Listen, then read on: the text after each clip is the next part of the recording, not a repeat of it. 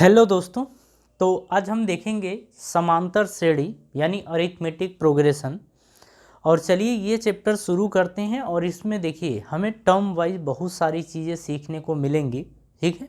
और इसमें हम आज सबसे पहले देखेंगे कि सीक्वेंस यानी अनुक्रम किसे बोला जाता है, श्रेणी किसे बोली जाती है, फिर समांतर श्रेणी क्या होता है, ये सारी चीज़ें अपन देखने वाले हैं, ठीक है।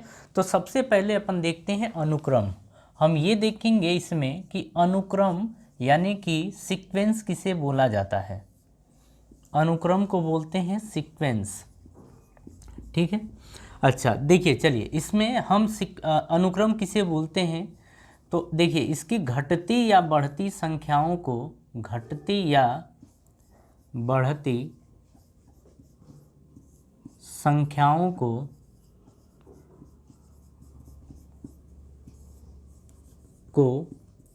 एक खास परिमित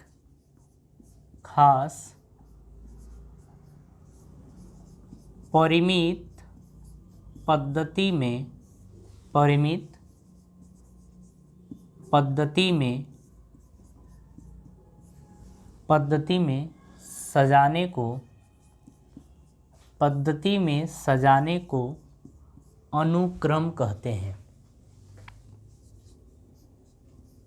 अनुक्रम कहते हैं।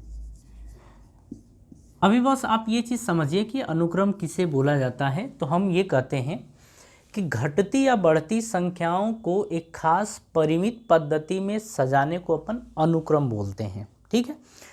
अब देखिए इसके बाद हम बात करेंगे श्रेणी की, कि श्रेणी किसे बोला जाता है। श्रेणी को अपन बोलते हैं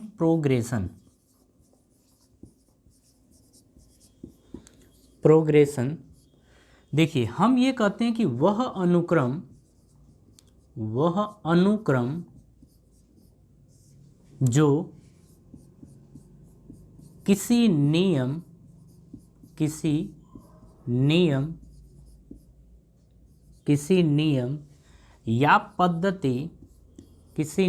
या पद्धति का अनुसरण करती है श्रेणी कहलाती है। श्रेणी कहलाती है, ठीक है। ये अभी ध्यान रखिए कि श्रेणी किसे बोला जाता है। तो हम कहेंगे कि वह अनुक्रम जो किसी नियम या पद्धति का अनुसरण करे या करती है श्रेणी कहलाती है, ठीक है। ये चीज़ इसके बाद हम समझेंगे कि समांतर श्रेणी क्या होता है या समांतर श्रेणी किसे कहते हैं। समांतर श्रेणी, अच्छा इसको बोलते हैं अरिथमेटिक प्रोग्रेशन या इसे एपी लिख सकते हैं, ठीक है। हम इसमें बोलते हैं कि एक अनुक्रम, या हम बोलेंगे एक अनुक्रम समांतर श्रेणी कहलाएगी या कहलाती है। समांतर श्रेणी कहलाएगी यदि उनके दो लगातार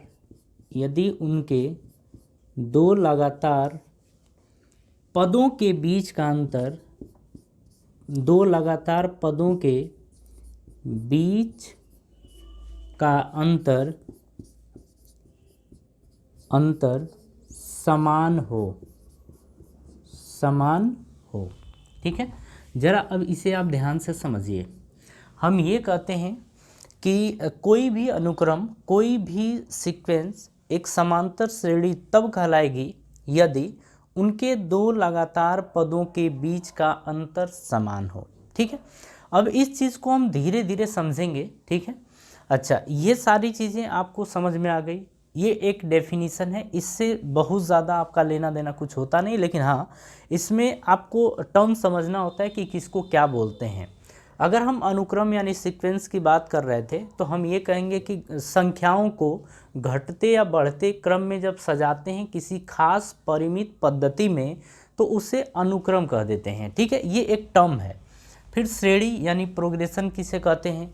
हम करें कि किसी अनुक्रम को किसी नियम या पद्धति के जैसे कोई भी अनुक्रम हो जो किसी नियम या पद्धति का अनुसरण करे या करती है उसे अपन श्रेणी कह देते हैं यानी प्रोग्रेशन बोलते हैं। ठीक है, अगर हम समांतर श्रेणी यानी एपी की बात करें तो हम इसमें ये बोलते हैं कि एक अनुक्रम समांतर श्रेणी तब कहलाएगी जब उनके दो लगातार पदों के बीच का अंतर समान हो। ठीक है, अब इसी चीज़ को आप समझिए, जैसे हम एपी कैसे बोल देंगे। जैसे देखिए, मान लीजिए कि कोई नंबर है, ये एक इसको सीक्वेंस बोलते हैं यानी अनुक्रम बोलेंगे।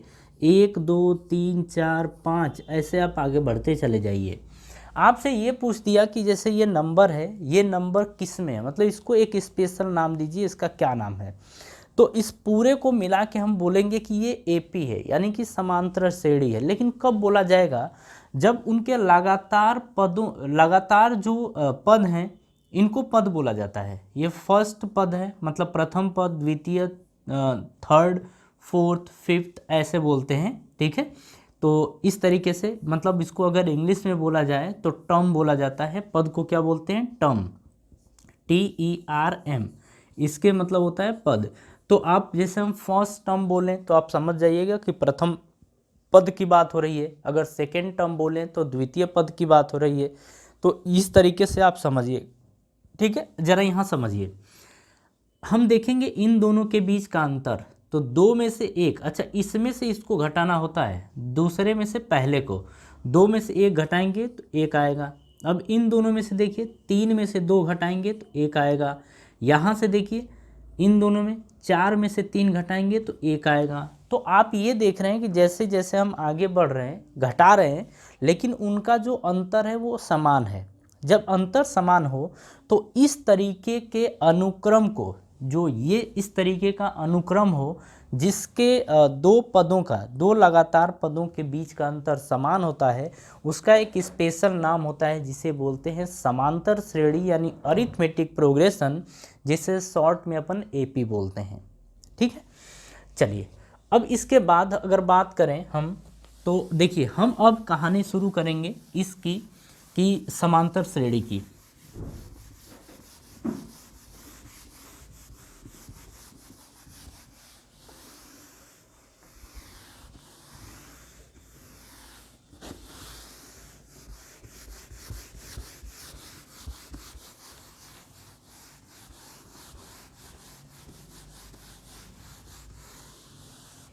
हाँ जी, जरा अब आगे समझिए, हम समांतर श्रेणी की बात कर रहे हैं। अब इसमें सबसे पहले पद समझिए जिसको बोला जाता है टर्म। इसको हम प्रदर्शित करते हैं, जैसे पहले पद को A1, दूसरे को A2 और तीसरे को हम बोलेंगे A3, चौथे को बोल देंगे A4। इसी तरीके से हम nth टर्म को बोलेंगे AN, मतलब जो nवां पद होगा उसे हम AN बोल देंगे। ठीक है, अब यहाँ पे कुछ बातें आपको ध्यान रखनी है। मान लीजिए कि ये पहला पद है, ये दूसरा है, इन दोनों का जो अंतर है, वो D है। D, इसको बोला जाता है कॉमन डिफरेंस इसको बोलते हैं। अच्छा, कॉमन डिफरेंस को हिंदी में बोला जाता है सर्वांतर, ये बोला जाता है। ठीक है, चलिए अब यहाँ पे आपको थोड़ा सा आगे समझना है। अगर हम पहले टर्म की बात करते हैं और हम एक एपी बनाना चाहते हैं, यानी कि हम समांतर श्रेणी बनाना चाहते हैं, तो किस तरीके से बना सकते हैं वो ज़रा देखिए। A1 की जगह आप A1 रहने दीजिए, A1 बराबर A1 रख दीजिए। हम अगर A2 की बात करें और समांतर श्रेणी अगर बनाना चाहते हैं तो इन दोनों के बीच का अंतर कितना है? D है। ज़रा ध्यान से समझिएगा, दोनों के बीच का अंतर D है।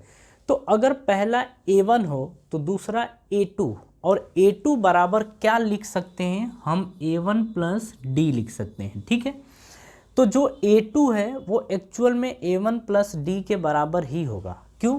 क्योंकि अगर हम इन दोनों के अंतर की बात करते हैं तो अंतर का मतलब कि A2 में से A1, तो A2 माइनस A1, और ये किसके बराबर है, D के बराबर है।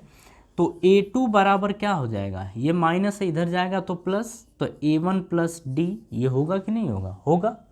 उसी तरीके से अगर हम A3 की बात करें तो A3 जो आएगा, अब देखिए ये आपको मिल गया ना, तो अब A3 जो आएगा वो A2 प्लस डी होगा, A2 प्लस डी होगा। अब इसे समझ सकते हैं। अब हम इनके बीच के अंतर की बात करें तो A3 में से A2 घटाएंगे तो क्या आएगा, D। तो हम यहाँ पे लिखेंगे A3 माइनस A2 बराबर D, हम लिखेंगे। तो A3 बराबर क्या आ जाएगा, ये माइनस से उधर जाएगा तो प्लस, तो D प्लस A2, या इसे लिख सकते हैं A2 प्लस D, ठीक है, ये लिख सकते हैं। अब आगे आप समझिए, अगर हम A3 लिखना चाहें, हम A4 लिखना चाहें तो A4 कैसे लिखेंगे, तो देखिए अगेन वही कहानी, आप इसमें से इसको घटाएंगे, तो जब A4 लिखेंगे तो आप A3 में D जोड़ दीजिए, आप ऐसे करके देख लीजिएगा।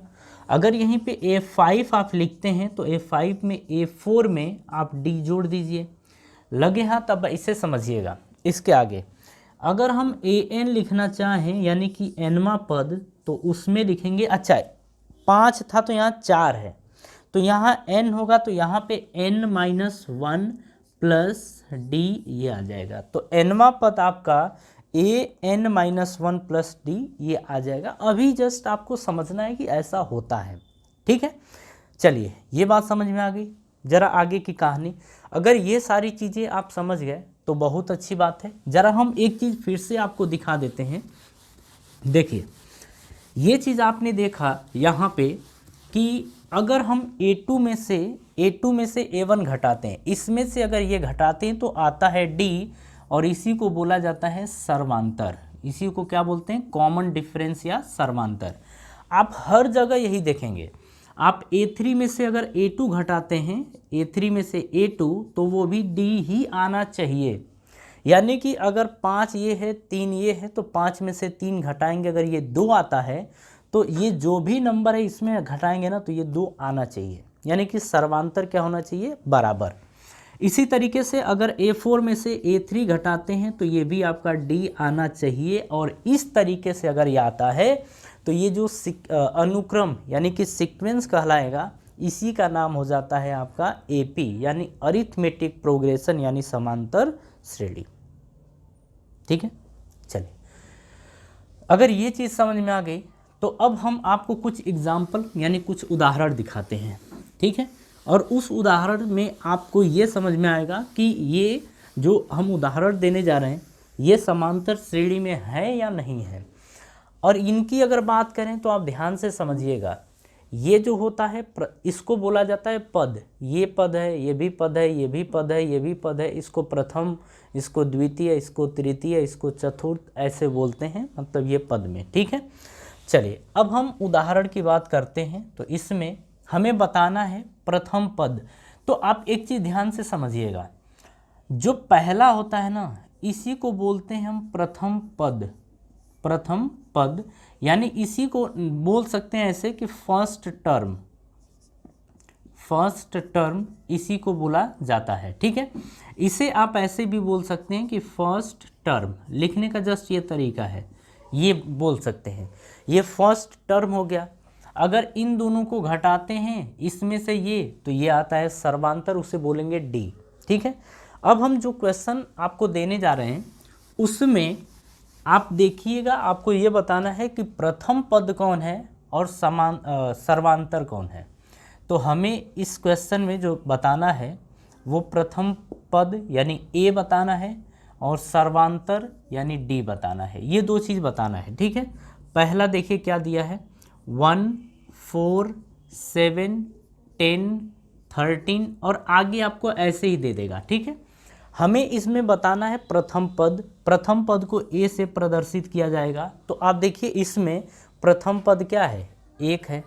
लेकिन सबसे पहले इसमें ये चूज़ करना है कि ये समांतर श्रेणी में है कि नहीं है। तो देखिए हम क्या करेंगे, अब ध्यान से समझिएगा, इसमें से इसको घटाएंगे। तो 4 में से 3 घटाएं, 4 में से 1 घटाएंगे तो 3 बचेगा, ठीक है। उसी तरीके से आप यहाँ समझिएगा, इसमें से ये घटाना है तो 7 में से 4 घटाएंगे तब भी 3 बचेगा। अब इसमें से आपको ये घटाना है तो 10 में से 7 घटाएंगे तब भी 3 बचेगा। इसमें से ये घटाइए, 13 में से 10 घटाएंगे तब भी 3 बचेगा। जब ये बचेगा तो आप ये कहेंगे कि ये एक समांतर श्रेणी में है, समांतर श्रेणी में है, यानी कि AP है। अब इसमें फर्स्ट टर्म बताना है तो देखिए, यानी कि प्रथम पद आपका ये होगा, यानी A की वैल्यू कितनी आएगी 1, ठीक है। अब D की अगर बात करें तो सेकेंड में से फर्स्ट को घटाएंगे तो 4 में से 1 घटाएंगे तो 4 - 1 ये आपका आएगा 3, और यही होगा आपका ये सर्वांतर, ठीक है। कॉपी करिए।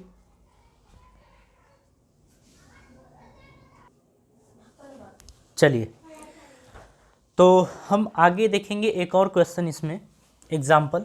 अब ज़रा उसको देखिए आप। देखिए हम सेकेंड की बात कर रहे हैं, इसमें जैसे दे रखा है 11, 7, उसके बाद आपका 3 दे रखा है, -1 है, फिर इसके आगे आपका चलता चला जाएगा, ठीक है। हमें ये बताना है कि ये समांतर श्रेणी में है कि नहीं है।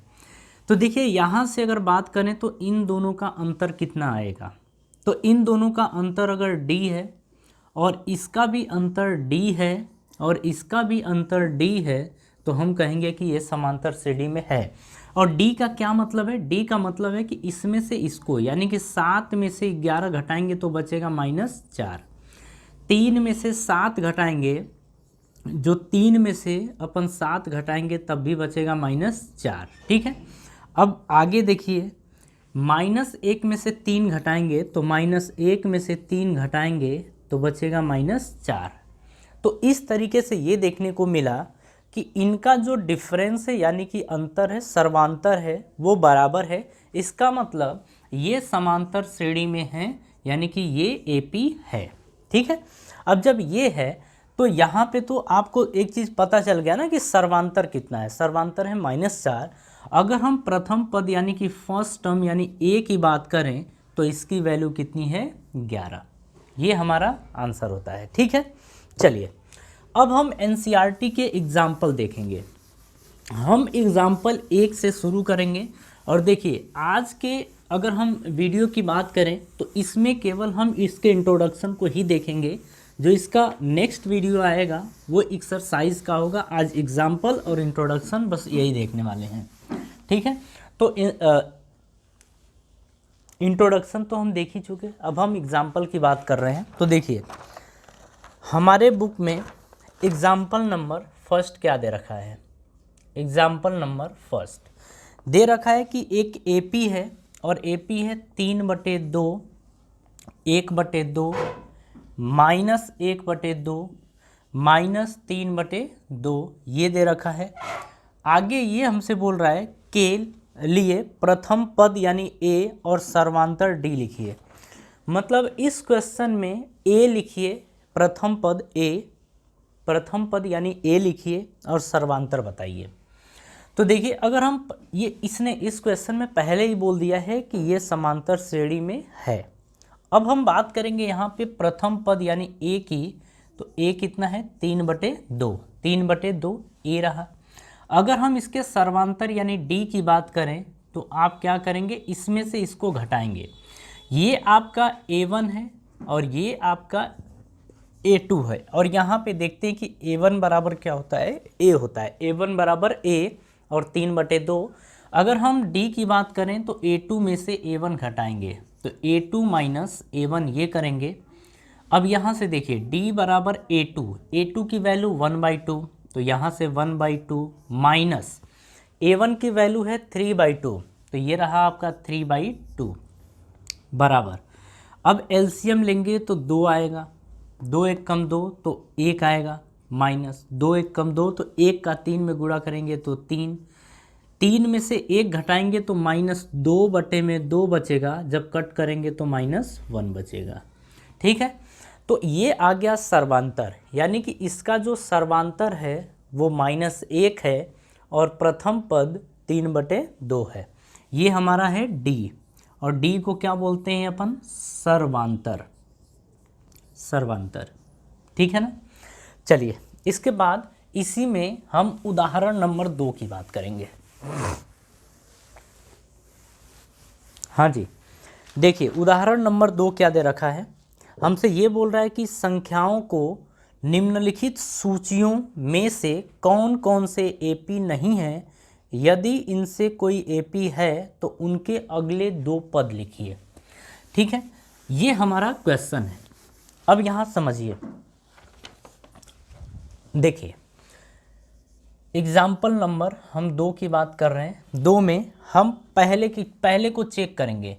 हमको ये बोला है ना कि आप इसमें से ये चेक करिए कि कौन कौन से एपी नहीं हैं, और यदि इनमें से कोई एपी है तो अगले 2 पद लिखिए, ये हमसे बोला है। तो पहला जो दे रखा है वो है 4, उसके बाद 10, उसके बाद 16, उसके बाद 22। अगर हम दूसरे की बात करें तो दूसरा हमारा दे रखा है 1, -1, फिर -3, -5, ये आगे। चलिए यहीं हम थर्ड की बात कर लेते, नहीं दो बाद में देखेंगे। चलिए इसमें देखिए, अगर हम इसमें बात करें तो अपने को बोला है पहले चेक करिए कि एपी है कि नहीं है। ठीक है, तो एपी में अपने को ये फर्स्ट टर्म दिख रहा है, पहला पद, ये दूसरा है, ये तीसरा यानी A3, ये चौथा यानी A4, ये दे रखा है। ठीक है, आगे हमें 2 पद और बताने हैं, 2 पद और बताने, यानी कि A4, A5 और A6 बताना है। कब? अगर ये AP में है तो। ठीक है, अब अगर D की बात करें तो इन दोनों का मतलब अब सर्वांतर इनमें देखना है। तो सर्वांतर कैसे निकालेंगे? A2 माइनस A1 करेंगे। अगर ये बराबर आता है A3 माइनस A2 से, अरे इसमें से ये बराबर A4 में से A3 घटाएंगे ये। अब देखिए A2 कितना दे रखा है? 10, तो 10 में से A1 4 दे रखा है, बराबर A3 कितना दे रखा है? 16, माइनस A2 कितना दे रखा है? 10, बराबर A4 22 में से 16। अब ज़रा देखिए तो आ कितना रहा है? 6, 10, 16 में से 10 घटाएंगे 6, 22 में से 16 घटाएंगे तो ये 6। यानी यहाँ पे ये देखने को मिल रहा है कि जो इनका सर्वांतर आ रहा है, सर्वांतर ये सभी आपस में क्या है? बराबर। जब बराबर हैं तो हम इसमें ये बोलेंगे कि ये हमारा क्या है? एपी, यानी समांतर श्रेणी है, ये समांतर श्रेणी है। ठीक है, हाँ जी। अब अगले 2 पद बताने हैं। तो आपको हमने ये बताया था कि अगर सेकेंड टर्म, ये हम मिटा दे रहे हैं, और इसमें आपको पता चल गया ना कि D की वैल्यू क्या है? 6 है, D की वैल्यू 6 दे रखी है। ठीक है, तो यहाँ से आ गया हमारा D बराबर 6। अब देखिए यहाँ से अपने को क्या समझना है कि अगर हम A2 की बात कर रहे थे, अगर आपको याद हो तो A1 प्लस D होता था। अगर हम A3 की बात करते थे तो ये A2 प्लस D होता था। A4 की बात करते थे तो A3 प्लस D होता था। ऐसे आपको ध्यान हो, अगर हम A5 की बात करते थे तो A4 प्लस D होता था। A6 की बात करते थे तो A5 प्लस D होता था, ऐसा होता था। तो देखिए A1 दे रखा है, A2, A3, A4। अब हमें A4 तक दे रखा है। A4 की वैल्यू 22 है, यानी कि इसकी जो वैल्यू है वो 22 है। अब हमें A5 निकालना है, तो A5 का मतलब A4 प्लस D। अगर हम A4 की बात करें तो A4 22 दे रखा है, और अगर D की बात करें तो D की वैल्यू कितनी है? 6 है। ठीक है, ये रहा D। तो 22 में 6 जोड़ेंगे तो कितना आएगा? 28। ठीक है, अगर हम A6 की बात करें तो A5 प्लस D, और A5 की वैल्यू कितनी है? 28। 28 में 6, D की वैल्यू 6, तो ये आएगा जोड़ेंगे तो 34। ठीक है, तो यहाँ से अपने को ये देखने को मिला कि पांचवा जो टर्म होगा वो 28 होगा, और जो छठा टर्म होगा वो 36 होगा, 34 होगा। तो आगे के 2 टर्म हमसे पूछा था जो हम बता चुके हैं।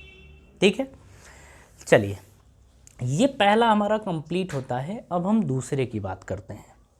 अगर हम इसमें देखें तो देखिए ये हमारा बोलेंगे A1 है, ये A2 है, ये हम बोलेंगे A3 है, और ये A4 है, हम ये बोलेंगे। ठीक है, अब आगे समझिए, यहाँ पे अगर हम देखें तो हम देखेंगे D, और D बराबर क्या होगा, A2 में से A1 घटाएंगे बराबर, फिर A3 में से A2 घटाएंगे बराबर, A4 में से A3 घटाएंगे, ये काम अपन करेंगे। ठीक है, अब यहाँ समझिए आगे, A2 की वैल्यू कितनी है, -1 में से A1 यानी कि 1 घटाएंगे बराबर, A3 कितना दे रखा है, -3 में से A2 की वैल्यू -1 है तो आप ऐसे लिखेंगे, ये घटाएंगे बराबर, A4 की वैल्यू -5 दे रखी है माइनस, अब A3 की वैल्यू -3 है, ये आप घटाएंगे।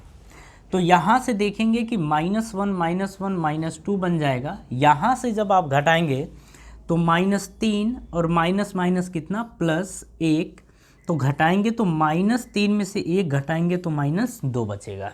ठीक है, आगे -5 है, माइनस माइनस +3, अब यहाँ से देखिए -5 में से 3 घटाएंगे तो बचेगा -2। तो यहाँ से आपको ये देखने को मिला कि जो डिफरेंस आ रहा है यानी कि जो सर्वांतर आ रहा है वो सभी आपस में क्या है, बराबर है, यानी कि ये AP में है, यानी कि ये समांतर श्रेणी में है, हम ये बोलेंगे। ठीक है, अब हमें ये पता चल गया कि जो सर्वांतर है वो -2 है, तो यहाँ से हम ये बोलेंगे कि जो D की वैल्यू है वो -2 है। अब हमें आगे के टर्म बताने यानी कि A5 और A6 बताना है। ठीक है, यहाँ से हमें बताना है कि ये A5 कितना रहा होगा या कितना होगा और A6 कितना होगा, अपने को ये बताना है। अब देखिए A5 की अगर बात करें तो होता है A4 + D। अब ये चीज़ आपको समझ में आ गई है कि A5 जो होता है वो A4 + D होता है, ये हम अभी देखें यहाँ पे। अगर A4 की बात करें तो A4 -5 दे रखा है। ठीक है, अगर हम D की बात करें तो वो -2 है, D कितना है, -2। अब देखिए यहाँ से -5 माइनस और प्लस, प्लस माइनस -2 बराबर आएगा -7, यानी कि A5 की वैल्यू जो आएगी वो -7 होगी। अब हमसे A6 पूछा है तो A6 बराबर A5 + D होगा। अगर हम A5 की बात करें तो A5 -7 है, तो यहाँ से रखेंगे -7 प्लस D की वैल्यू -2, तो -7 माइनस प्लस -2 ये आ जाएगा -9, यानी कि A6 की वैल्यू जो आई है वो -9 होगी। बात पल्ले पड़ी। तो देखिए इस तरीके से ये क्वेश्चन सॉल्व किए जाते हैं, तो आपको बात समझ में आ रही होगी। चलिए इसके बाद हम बात करेंगे इसमें थर्ड और फोर्थ की, दो और क्वेश्चन इसमें दे रखा है, हम उनकी बात करेंगे।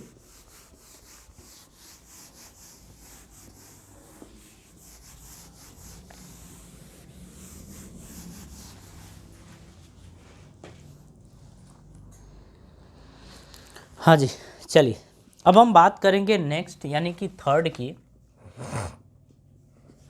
थर्ड क्या दे रखा है, -2, -2, -2, फिर 2, फिर -2, ये दे रखा है।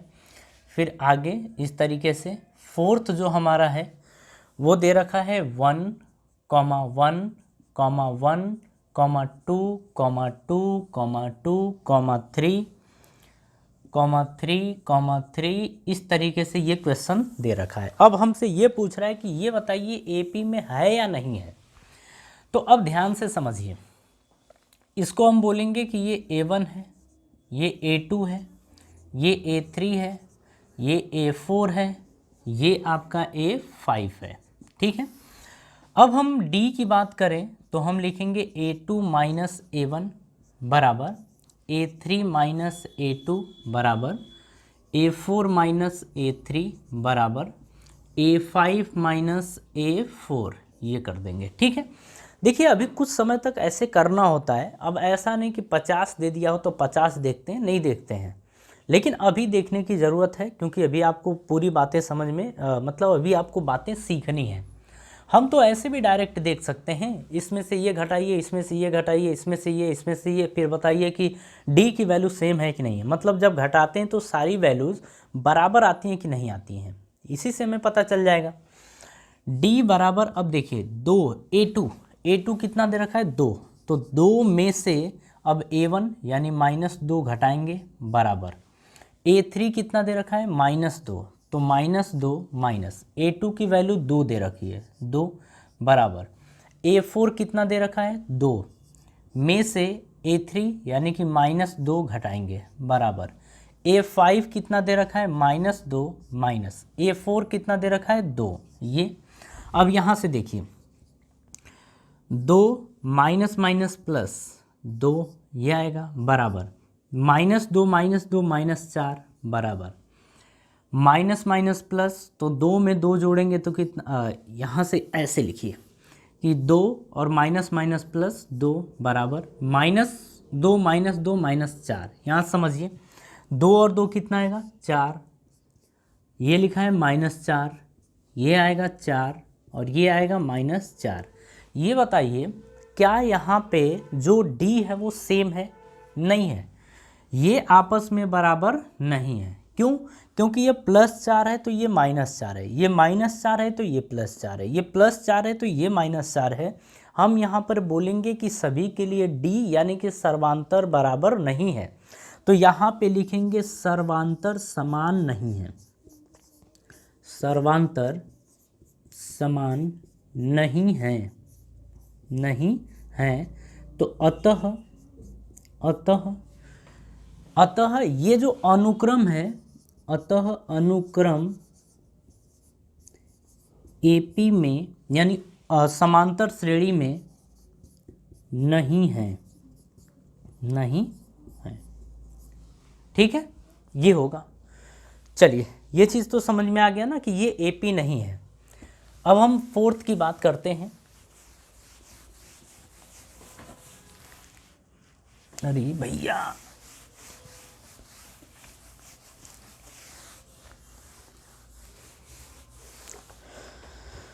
हाँ जी, देखिए यहाँ पे अगर बात करें तो ये आपका A1 है, ये आपका A2 है, ये आपका A3 है, ये आपका A4, ये A5, ये A6, ये A7 और ये A8 है, ये A9 है। इस तरीके से आप अभी लिख सकते हैं।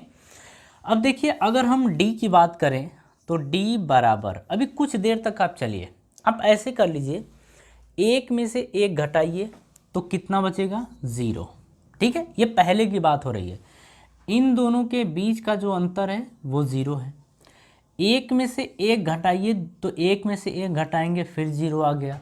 यहाँ देखिए 2 में से 1 घटाइए, 2 में से 1 घटाएंगे तो 1 बचेगा कि नहीं बचेगा, 2 में से 1 घटाएंगे तो 1 बचेगा, 2 में से 0 घटाएंगे तो 0 बचेगा। लेकिन दिक्कत कहाँ हो गई? दिक्कत यहाँ पर हो गई। यहाँ पर ये दिक्कत हो गई कि इन दोनों के बीच का अंतर 0 है, इसके बीच का भी अंतर 0 है, लेकिन इनके बीच का अंतर 0 नहीं है, वो 1 है। तो जब 1 है तो हम कहेंगे कि सर्वांतर समान नहीं है, सर्वांतर समान नहीं है, यानी कि हम बोलेंगे कि AP यानी समांतर श्रेणी में नहीं है। ठीक है, इस तरीके से ये हमारा पूरा एग्जाम्पल कंप्लीट होता है विद इंट्रोडक्शन। ठीक है, इंट्रोडक्शन के साथ साथ कुछ एग्जाम्पल थे, 2 एग्जाम्पल, दोनों को हमने कवर किया। तो आज के लेक्चर में हमारा इतना ही रहेगा, और इसके आगे वाला जो लेक्चर शुरू होगा उसमें हम एक्सरसाइज देखेंगे। ठीक है, उसमें हम आपका जो भी एक्सरसाइज है 5.1 वो 5.1 इसके नेक्स्ट लेक्चर में कवर करेंगे। ठीक है, तो चलिए, थैंक यू।